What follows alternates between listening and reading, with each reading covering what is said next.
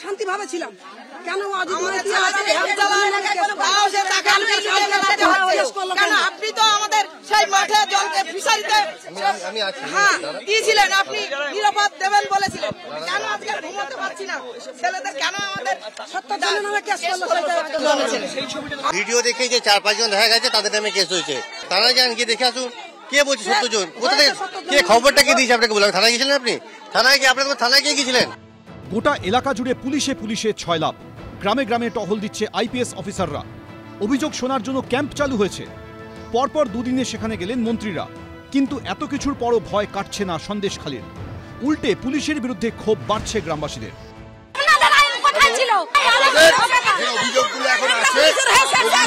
আপনারা জমা করুন, আমাদের কার্ড তুলে জমা করেছি, আমরা মেয়েদের তুলে নিয়ে যেত, কোথায় ছিলেন আপনাদের মা বোন বাড়ি আছে তো, কেন মা বোনের উদ্যোগ নেওয়া হলো? শুক্রবার থেকে বিক্ষোভের আঁচে তেতে রয়েছে বেরমজুর। এলাকাবাসীকে শান্ত করতে দফায় দফায় সেখানে যান পুলিশ কর্তারা। রবিবারও তার ব্যতিক্রম হয়নি। এদিন সেখানে গিয়েছিলেন হাওড়ার ডিসিপি বিশ্বজিৎ মাহাতো, কিন্তু পুলিশ পৌঁছতেই ফের বিক্ষোভ দেখাতে শুরু করেন গ্রামবাসী মহিলারা। এখনো পুলিশ কি কাজ করছে? এখনো শেখ শাহজাহানের মতো করতে পারছে না। পুলিশ মন্ত্রী কি করছে? এখনো সাধারণ মানুষের নিরাপত্তা নেই। আমরা দেবো শেখ শাহজাহানের শাস্তি দেবো, আমরা দেবো সিআই ডাক্তারের শাস্তি দেবো। এরপর এক অভিযোগ নিয়ে আসছেন এবং অভিযোগ নিয়ে এসে এক হচ্ছে শেখ শাহজাহানের গ্রেপ্তারের দাবি সহ তাদের যে জমি জায়গা দখল থেকে শুরু করে অনেকেই বলছেন যে মিথ্যে অভিযোগ দেওয়া হচ্ছে, তারই প্রতিবাদে কিন্তু ফের মহিলারা রাস্তায় নেমে বিক্ষোভ দেখাচ্ছেন। পুলিশ প্রশাসন কি গ্যারান্টি দেবে? পুলিশ প্রশাসন তো একটু শুক্রবারই বলে গেল যে আপনারা সুস্থভাবে থাকেন, আমরা আপনাদের জন্য ক্যাম্প করেছি, আপনারা যা অভিযোগ আছে আপনারা যে ক্যাম্পে জমা দেবেন। আমার শ্বশুর ক্যাম্পে যাবে বলে লিখিত জমা নিয়ে ক্যাম্পে যাচ্ছে, সেখান থেকে পুলিশ হাত ধরে নিয়ে আমার শ্বশুরকে থানায় নিয়ে গেল। পুলিশ নিজেই বললো আপনার 2 মিনিটে মুখ বন্ধ করে, 2 মিনিটে মুখ বন্ধ করে দেবো। পুলিশের এইটা, পুলিশ কি নিরাপত্তা আমাদের কি দেবে?